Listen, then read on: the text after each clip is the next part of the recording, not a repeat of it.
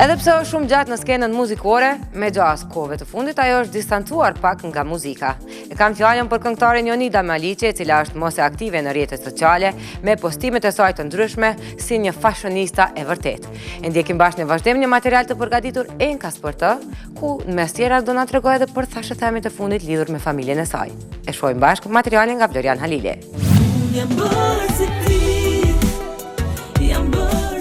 Shpesh herë qetë dhe buzëqeshur, por në vete ka dhe anën e saj rebele e me plot humor.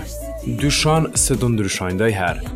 Ditë jetë një tip i vështirë, atë sa mund të duket edhe me ndjemadhe në momentet të caktuara, por ajo nuk është se pranon këtë kënd vështrim. Ajo dëshiron të jetë sinqert dhe realist me veten e të tjerët. Prandaj, po se një e mirë nuk mund ta paragjykosh. Është Jonida Maliqi që gjithmonë është e harreshme, e lumtur me ata që ka për rreth, e gatshme pa më dyshe të japi jetën për familjen, veçanërisht për djalin. Aktive në talent show, rrjetet sociale, kopertina revistash, por jo shumë në intervista. Gjithmonë ka diçka për treguar kur ulesh përballë saj.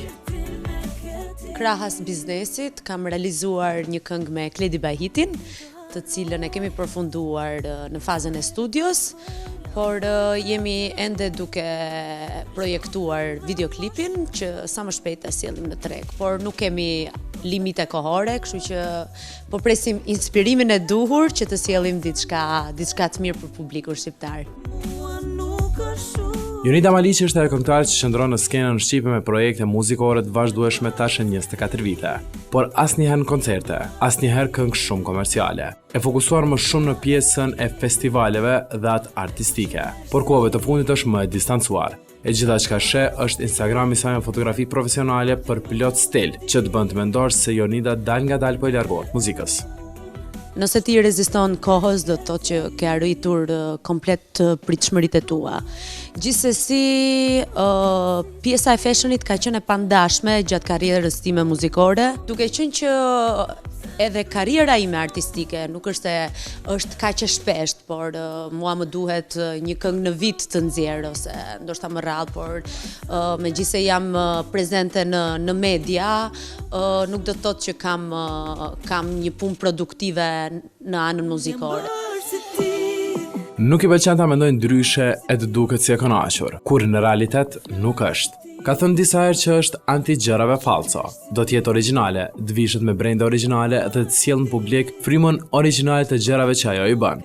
Të ndalesh e ta shohësh veshjen e saj, ka gjithmonë rroba të markave të shtrenjta, rrallë herë të përsëritura, e kjo të dërgon direkt në pyetjen e vlerës totale të garderobës së Jonida Maliqit.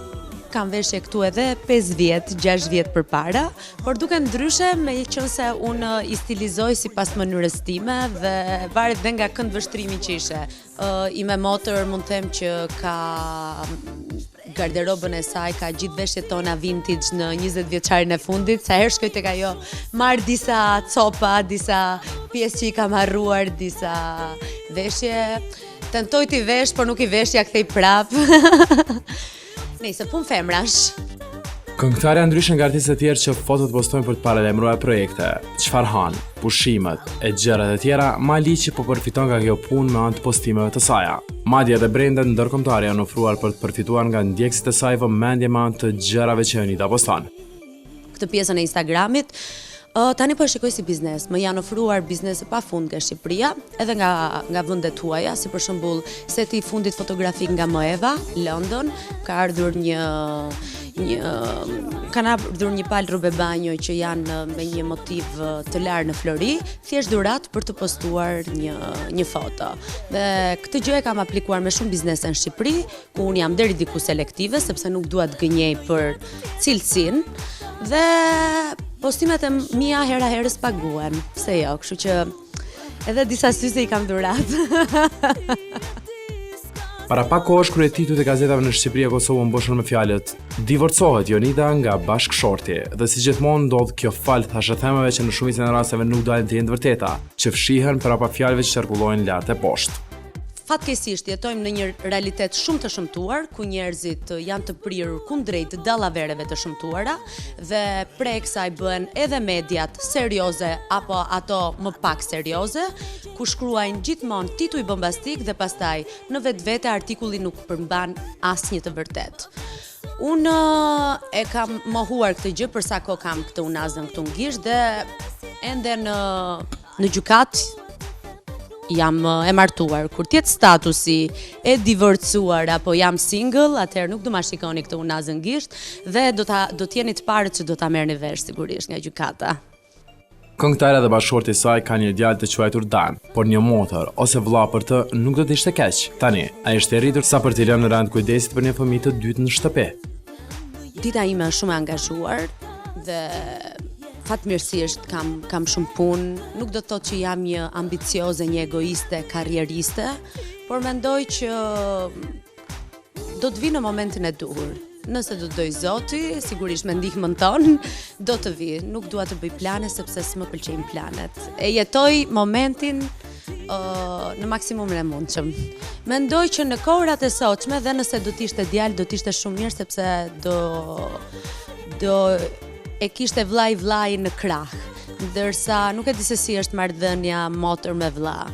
Megjithatë, një vajzë, një mini Jonida do ta adhuroja shumë, do i bëja pedikyr që 2 vjeç.